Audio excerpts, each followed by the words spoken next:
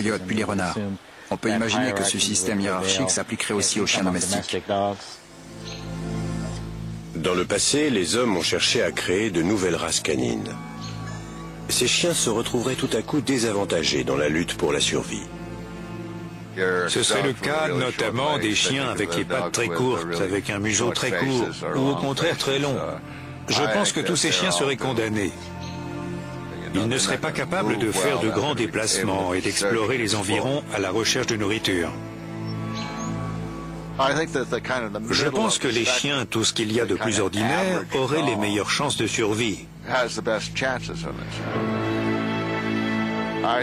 Ils auraient des chances de survie à long terme, mais ça risque de ne pas être très beau à voir. Les survivants cherchent à s'imposer dans la nouvelle hiérarchie. Pendant ce temps-là, les rongeurs nuisibles qui se terrent dans nos habitations commencent à se rendre compte de notre absence.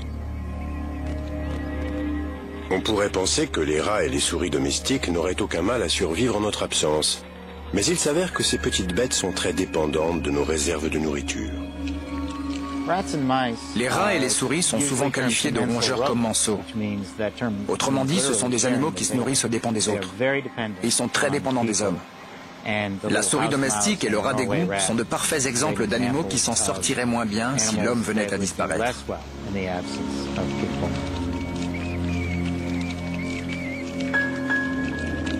Dans les premières semaines suivant la disparition de l'être humain, les rongeurs vont commencer par s'attaquer aux garde-manger de nos habitations et aux rayons des épiceries.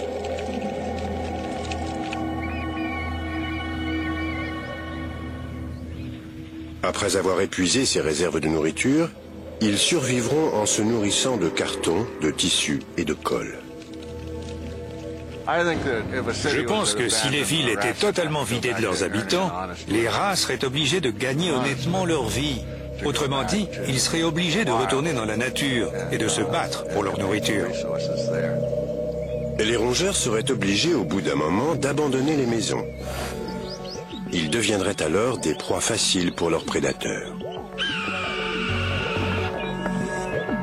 Les rats et les souris parviendraient sûrement à survivre, mais leur nombre risquerait de diminuer très fortement.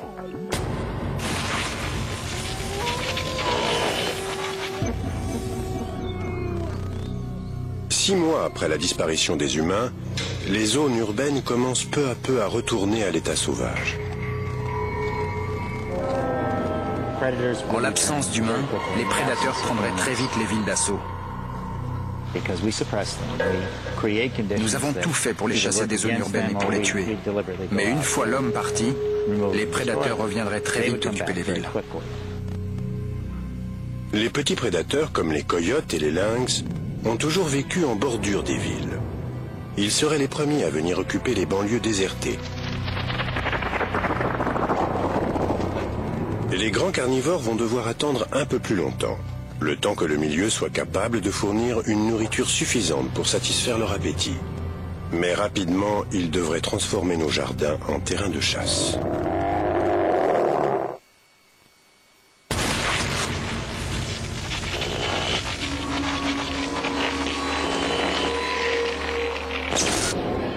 Cela fait maintenant 1 an que les humains ont disparu de la surface de la Terre. Les vestiges des villes perdurent, mais peu à peu la nature reprend ses droits.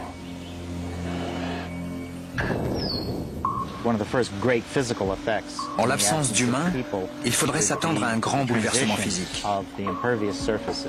Les parkings et les routes deviendraient tout à coup des oasis de végétation.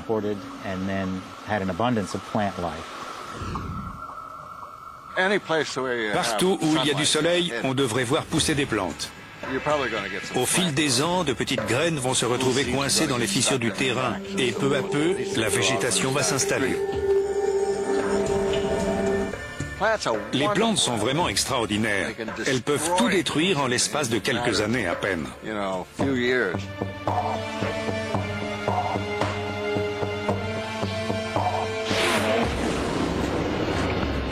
Sans humains pour les arracher, les mauvaises herbes comme le pissenlit en profitent pour s'infiltrer dans la moindre fissure de la chaussée. En mourant, les mauvaises herbes se mélangent à la mousse et au lichen pour former une couche de terre.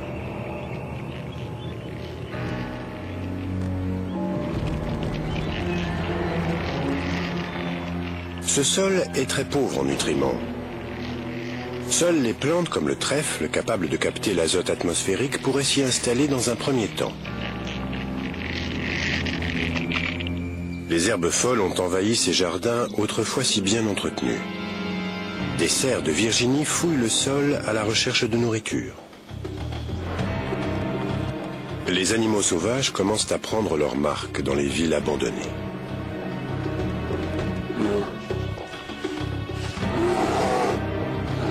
La domination de l'homme sur la nature s'est révélée bien fragile. Peut-être n'aurions-nous pas dû ignorer les quelques signes avant-coureurs de notre vulnérabilité. Cet arbre que vous voyez là s'appelle un élanthe. Ces arbres aiment bien s'enraciner dans des zones assez inhospitalières, comme les fissures des bâtiments. Mais ce n'est pas bon pour les bâtiments. En poussant, les racines endommagent gravement les façades, qui finissent par s'effriter et se disloquer. Lorsqu'il y a plusieurs plants d'élanthe sur une même façade, cela peut provoquer de gros dégâts.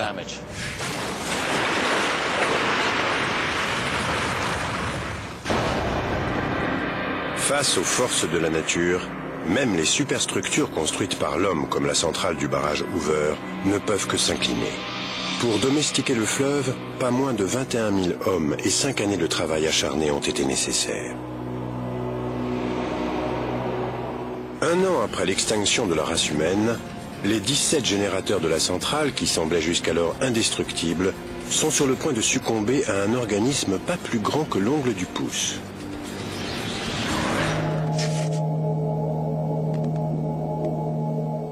Le lac, situé en amont du barrage, est infesté par une espèce de mollusque appelé moule quagga. Ce terrible envahisseur est originaire d'Europe de l'Est. Il n'a aucun prédateur naturel en Amérique du Nord, en dehors des humains qui passent leur temps à l'enlever des grilles et des tuyaux où il se fixe. Les moules se fixent à la paroi intérieure des tuyaux. Ces mollusques se multiplient à vitesse grand V. Ils s'empilent les uns au-dessus des autres. Et ils finissent par boucher entièrement le tuyau.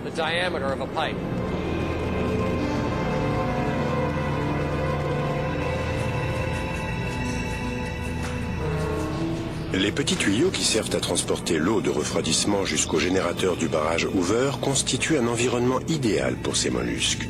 Sans humains pour les retirer, les moules quagga se développent comme un cancer. Ces moules pourraient très bien boucher les tuyaux de refroidissement, ce qui entraînerait une surchauffe des générateurs.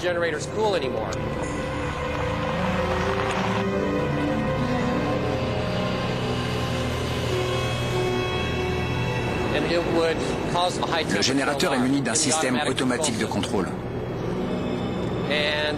En cas de surchauffe, le système provoque son arrêt immédiat. Tous les générateurs du barrage Hoover finiraient par tomber en panne les uns après les autres et la centrale s'arrêterait. À Las Vegas, les dernières lueurs de lumière artificielle laissent place à l'obscurité la plus totale. Depuis l'arrêt des générateurs, plus une seule goutte d'eau ne franchit le barrage Hoover.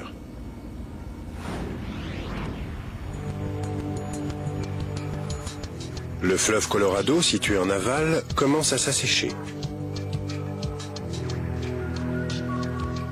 En amont du barrage, l'eau ne peut plus s'écouler. Le niveau du lac Mead monte. Le lac Mead va continuer à monter et l'eau va finir par déborder dans les canaux de déversement situés de part et d'autre du barrage.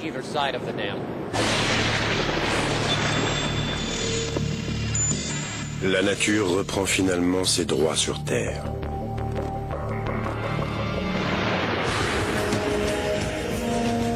Maintenant que les hommes ne sont plus là pour combattre les flammes, de terribles incendies provoqués par la foudre ravagent des villes entières.